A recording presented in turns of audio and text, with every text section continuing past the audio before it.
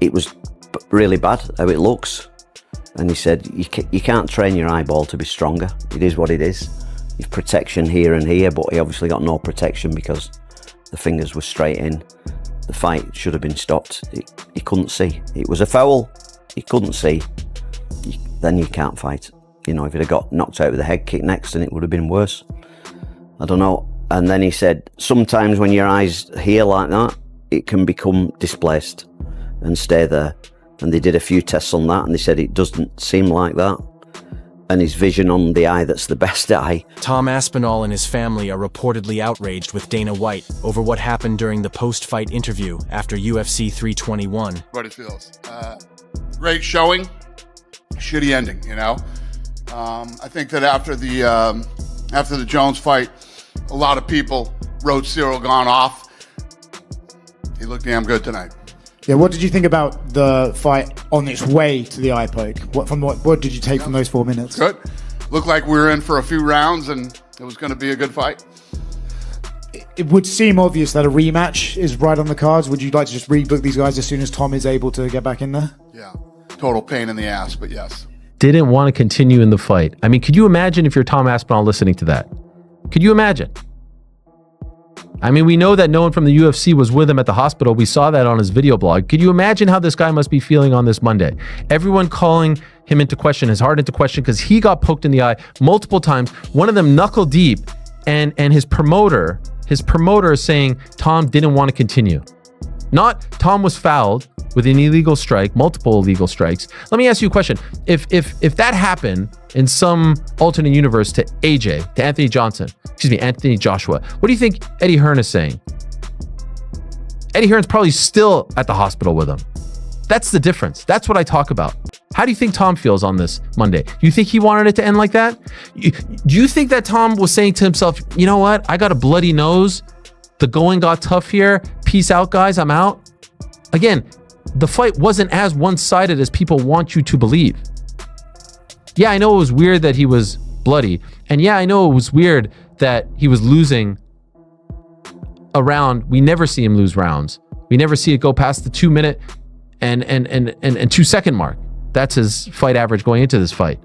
But do you guys really think that he was looking for a way out? Is he doing? The left one was really deep. The left one was really deep. Sorry. Yeah, sorry. Got one twice. Yeah, twice before he got one for it.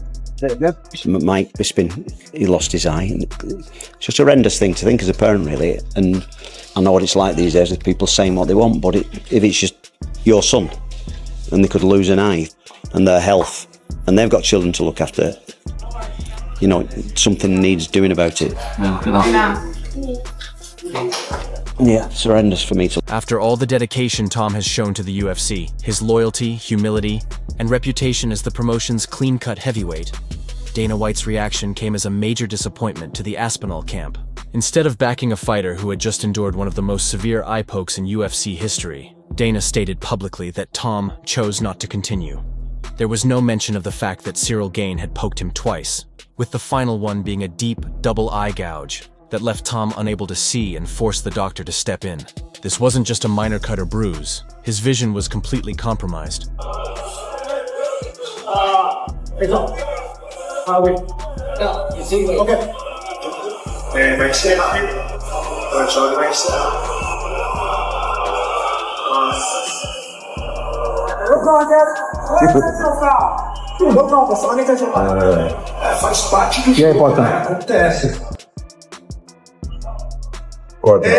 Walked out of watching this fight. I'm out here on campus. ESPN is right out my window if you find that interesting. All right.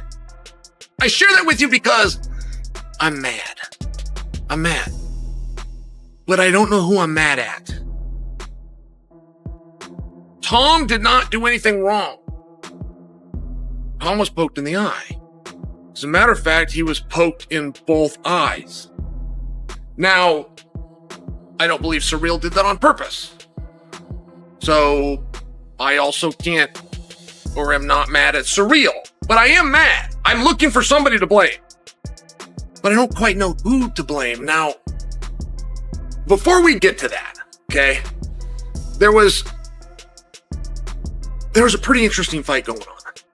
The story going into this fight is Tom has the power to just go knock him out. We're not saying Tom's a better kickboxer. We get that Ciryl did that for many years of his life. We get that Ciryl had over 30 professional kickboxing bouts.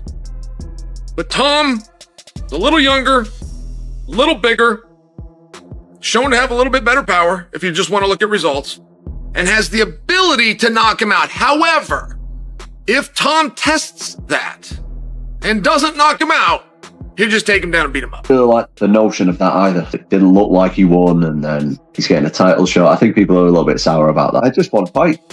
I want to be as active as possible. I want to fight as much as frequently as I possibly can. Yeah, I just want to get back to what I do. A lot of this could have been calmed down. A lot of this could have been quieted, could have been subdued if perhaps, I don't know, the face of the company would have gone to the press conference and said, look, that was a great fight. That was a great round.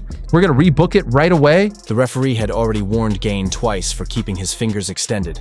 Yet Dana White never once mentioned Gane's name when addressing the incident. Instead, he chose to compliment Gane's performance, talking about how sharp he looked, how he managed to bloody Tom Aspinall, and even suggesting that the fight could have continued. Meanwhile, Tom was being rushed to the hospital, sitting there without a single UFC representative by his side, only to later discover that the very man expected to support him was publicly throwing him under the bus on live television. Sources close to Tom say he's beyond frustrated and deeply upset by how everything unfolded. I think that Tom was saying to himself, you know what? I got a bloody nose. The going got tough here. Peace out, guys. I'm out. Again, the fight wasn't as one-sided as people want you to believe. Yeah, I know it was weird that he was bloody. And yeah, I know it was weird that he was losing a round. We never see him lose rounds. We never see it go past the 2 minute and 2 second mark. That's his fight average going into this fight. But do you guys really think that he was looking for a way out? And again, I bring up the topic that I brought up last week, and I bring up the topic that I've been bringing up ever since I've been sitting in a chair like this, talking into a camera like that. This notion of intentional versus unintentional is the stupidest shit in sports. Period. Period. You don't hear it anywhere else. Let me ask you guys a question. Yesterday, I'm watching the New York Knicks against the Miami Heat. Crucial juncture of the game. Knicks are down like 8 or so. They have the ball. Josh Hart gets called for an offensive foul. Illegal screen. Do the referees converge and say, like, did he mean to do that or did he not mean to do that? No, a foul is a foul. Ball goes the other way. It went a few minutes. It doesn't mean in any way, shape or form here that Tom Aspinall was struggling. He fucking wasn't. Ciryl Gane's a good technical fighter. He was making it more difficult to catch him. But it wasn't like he was dishing out loads of punishment just because Tom had a bloody nose from a punch. Fucking Floyd Mayweather had a black eye from fucking Deji. A little bit of damage when you're in there throwing big fucking fists at each other is going to happen sometime. It does not reflect the way the fight is actually going. Little bit of blood. As long as you can breathe out that nose, you are fine. And it's this context that in the MMA and fight world, people just fucking ignore for some reason. I saw Tom Aspinall on there land some nasty stuff too. I saw Tom Aspinall throw a high kick. I've never seen him throw a high kick, and it's partly because he's never had to throw a high kick.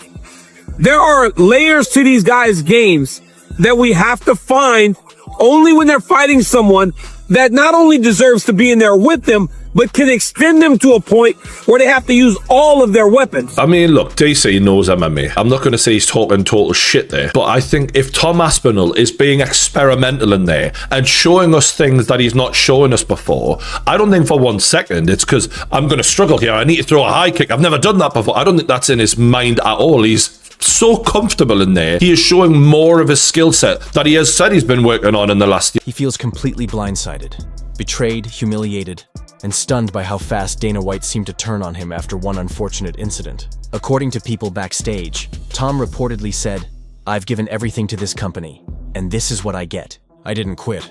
I couldn't even see. But when I come back, they'll never doubt me again." And honestly, who could blame him? For more than a year, the UFC has stalled his career, teasing a fight with John Jones, keeping him waiting, and throwing him into matchups that made little sense. Then, the moment he finally gets back into the octagon, an accidental eye poke ends it all. And somehow, he's made to look like the villain. His father, Andy Aspinall, didn't mince words either. he's publicly expressed his disgust with how the UFC handled the situation, stating that once Tom's current contract expires, he plans to leave MMA altogether and move to boxing, a place where, according to him, Tom will be respected and properly compensated. It's a sad turn of events. The UFC has lost numerous elite fighters over the years due to similar treatment. Names like Francis Ngannou, Nate Diaz, and Tito Ortiz come to mind. And now, it looks like they could be losing another one. If Tom Aspinall truly walks away, the heavyweight division could take a serious hit. The MMA world is divided. Voices like Ariel Helwani and Michael Bisping have publicly defended Tom, calling the eye poke unacceptable and criticizing Dana's comments. Many fans have echoed that sentiment, labeling Dana as insensitive and unfair, while others, particularly Gane supporters, insist Tom should have kept fighting. But the truth is simple. When you take a finger directly to the eye, you can't just fight through it. It's not about toughness. It's about safety. Tom Aspinall isn't just angry. He's fed up with being disrespected. And if he truly decides to walk away, Dana White might finally learn what happens when you push a real fighter too far.